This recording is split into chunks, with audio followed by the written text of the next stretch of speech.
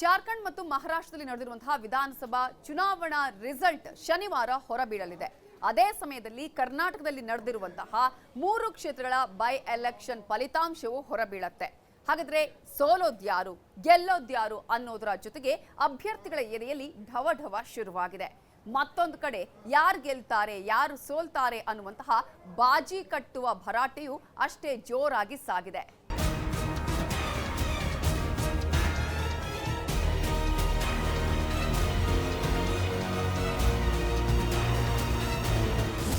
ಕರ್ನಾಟಕದಲ್ಲಿ 3 ಕ್ಷೇತ್ರಗಳಿಗೆ by election ಆಗಿತ್ತು.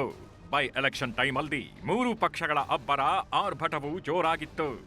ಚನ್ನಪಟ್ಟಣದಲ್ಲಿ ದೋಸ್ತಿ ಅಭ್ಯರ್ಥಿಯಾಗಿ ನಿಖಿಲ್ ಕುಮಾರಸ್ವಾಮಿ 3ನೇ ಬಾರಿ ಅಗ್ನಿ ಪರೀಕ್ಷೆಗೆ ಇಳಿದಿದ್ರೆ, ಯೋಗೇಶ್ವರ್ ಕಾಂಗ್ರೆಸ್ ಹುರಿಯಾಳಾಗಿ ಅಖಾಡಕ್ಕೆ ಇಳಿದಿದ್ರು.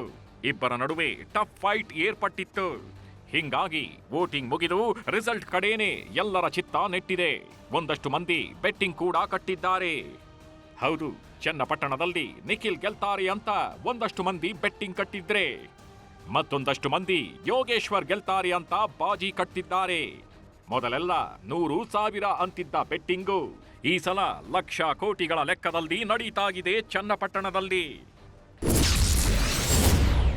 ಬೊಂಬೆ ಆಡ್ಸೋನು ಯಾರು ಅನ್ನೋ ಪ್ರಶ್ನೆ ಕಾಡ್ತಿದೆ. ಯಾಕಂದ್ರೆ ಜೆಡಿಎಸ್ ಭದ್ರಕೋಟೆಯಲ್ಲಿ ಕಾಂಗ್ರೆಸ್ ತನ್ನ ಅಸ್ತಿತ್ವಕ್ಕಾಗಿ ಹೋರಾಟ ಮಾಡ್ತಿದೆ.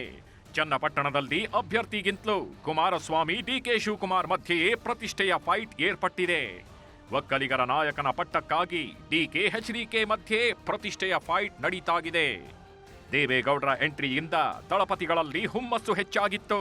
ಕೊನೆ ಕ್ಷಣದಲ್ಲಿ ಕ್ಷೇತ್ರದಲ್ಲಿ ಕುರುಡು ಕಾಂಚಾಣವು ಕುಣಿದಿತ್ತು ಅನ್ನೋ ಮಾತಿದೆ. ನಿಖಿಲ್ ಯೋಗೇಶ್ವರ್ ಯಾರೇ ಸೋತ್ರು ಅದು ಹ್ಯಾಟ್ರಿಕ್ ಸೋಲಾಗಲಿದೆ. ಇನ್ನು ಚನ್ನಪಟ್ಟಣದ ಜೊತೆಗೆ ಸಂಡೂರು ಕೂಡ ಬೈ ಎಲೆಕ್ಷನ್ ಟೈಮ್ನಲ್ಲಿ ಸಾಕಷ್ಟು ಸದ್ದು ಮಾಡಿತ್ತು. ಯಾಕಂದ್ರೆ ಇಲ್ಲಿ ಸಂತೋಷ್ ಲಾಡ್ ಮತ್ತು ಜನಾರ್ದನ್ ರೆಡ್ಡಿ ನಡುವೆ ಪ್ರತಿಷ್ಠೆಯ ಫೈಟ್ ಏರ್ಪಟ್ಟಿತ್ತು. ಯಾಕಂದ್ರೆ ಜನಾರ್ದನ ರೆಡ್ಡಿ ಬಂಗಾರು ಹನುಮಂತು ಅವರನ್ನ ಅಖಾಡಕ್ಕೆ ಇಳಿಸಿ ಗೆಲುವಿಗಾಗಿ ಸ್ಟ್ರಾಟಜಿ ರೂಪಿಸಿದ್ರೆ, ಸಂತೋಷ್ ಲಾಡ್ ತುಕಾರಾಂ ಪತ್ನಿಯನ್ನ ಕಣಕ್ಕಿಳಿಸಿ ವಿನ್ನಿಂಗ್ ಫಾರ್ಮುಲಾ ರೆಡಿ ಮಾಡಿದ್ರು. ಸಂಡೂರು ಕಾಂಗ್ರೆಸ್ ಭದ್ರಕೋಟೆಯಾಗಿದ್ದು 16 ಚುನಾವಣೆಗಳ ಪೈಕಿ ಕಾಂಗ್ರೆಸ್ 14 ಬಾರಿ ಜಯ ಗಳಿಸಿದೆ. ಆದ್ರೆ ಈ ತುಕಾರಾಂ ವಿರುದ್ಧ ಕುಟುಂಬ ರಾಜಕಾರಣ ಆರೋಪ ಕೇಳಿ ಬಂದಿರೋದ್ರಿಂದ ಫಲಿತಾಂಶ ಕುತೂಹಲ ಕೆರಳಿಸಿದೆ. ಇನ್ನಿದು ಸಂತೋಷ್ ಲಾಡ್ ವರ್ಸಸ್ ಜನಾರ್ದನ ರೆಡ್ಡಿ ನಡುವಿನ ಪ್ರತಿಷ್ಠೆಯ ಫೈಟ್ ಅಂತಾನೆ ಬಿಂಬಿತವಾಗಿದೆ. ಕ್ಷೇತ್ರಕ್ಕೆ ಎಂಟ್ರಿ ಕೊಟ್ಟು ಜನಾರ್ದನ ರೆಡ್ಡಿ ಸ್ಟ್ರಾಟಜಿ ಮಾಡಿದ್ರು. ಗಣಿ ವಾಲ್ಮೀಕಿ ನಿಗಮದ ಹಗರಣಗಳೇ ಅಜೆಂಡಾ ಆಗಿದ್ವು. ಇವೆಲ್ಲದರ ನಡುವಲ್ಲೂ ಕಾಂಗ್ರೆಸ್ಗೆ ಅಧಿಕಾರ ಉಳಿಸಿಕೊಳ್ಳುವ ವಿಶ್ವಾಸ ಆಗಿದೆ.